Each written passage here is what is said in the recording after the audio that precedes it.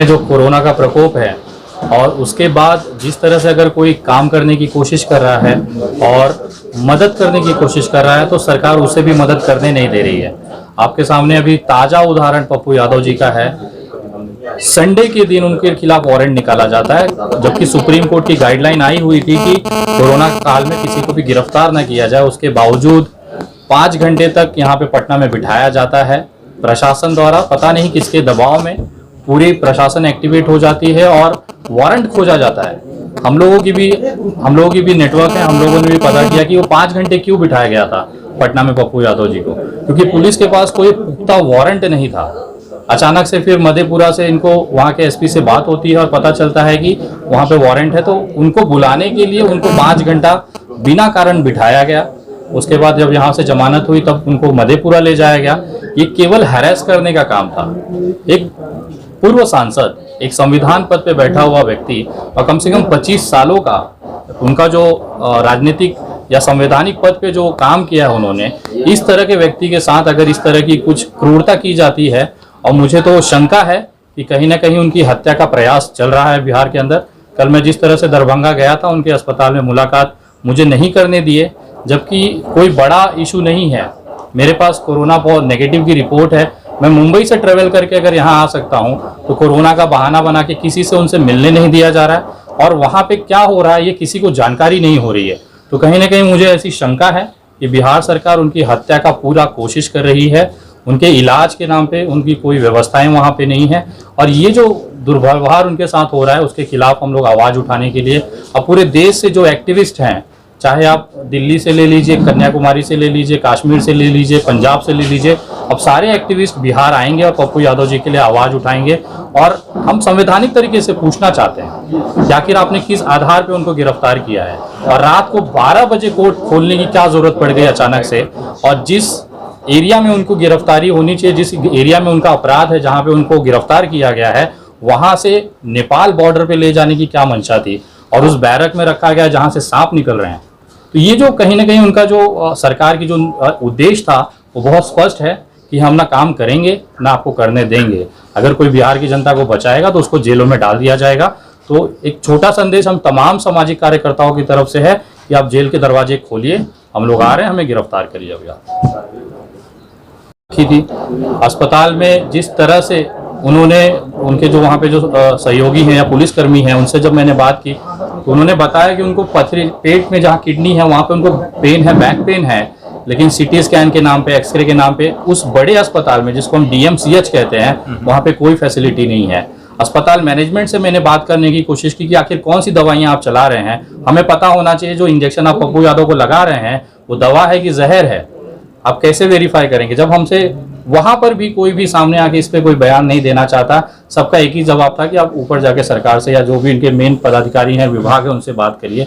लेकिन मेरा कहना ये है कि अगर वहां पे इनका ध्यान नहीं रखा गया, अगर प्रॉपर इलाज नहीं किया गया, तो एक टाइम ऐसा आएगा कि उनकी इम्यूनिटी, उनका जो इंटरनल जो ताकत है वो टूट जाएगा, मनोबल टूट जाएगा और आदमी सरेंडर हो जाएगा।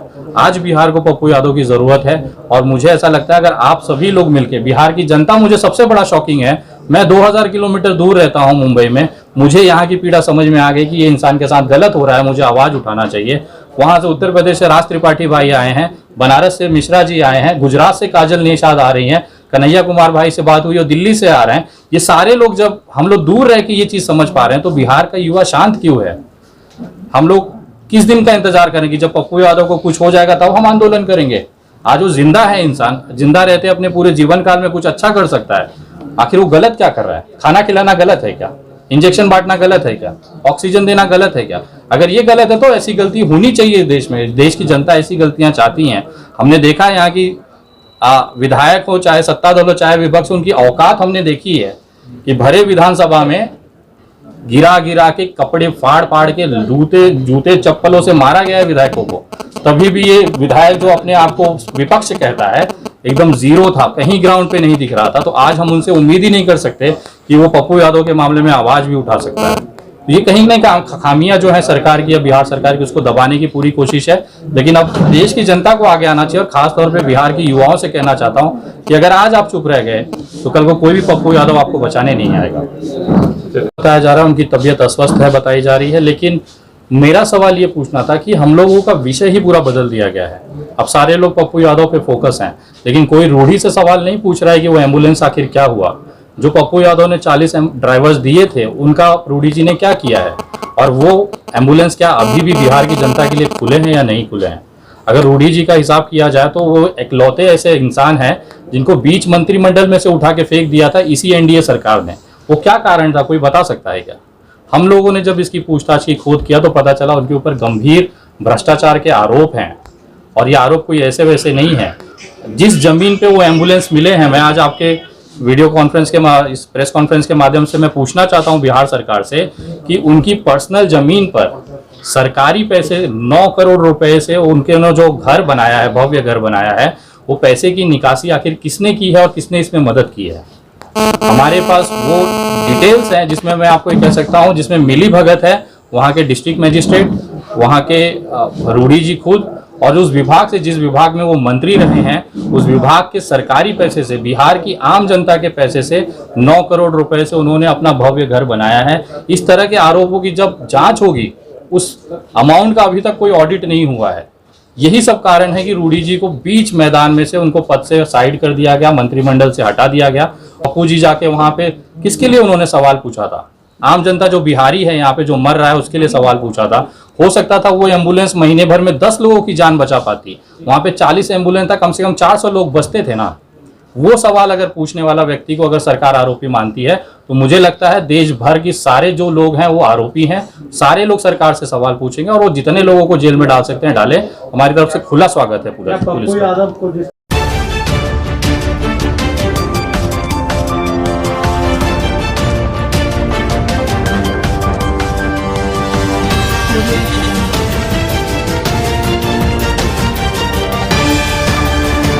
आप देख रहे हैं आंखों देखी।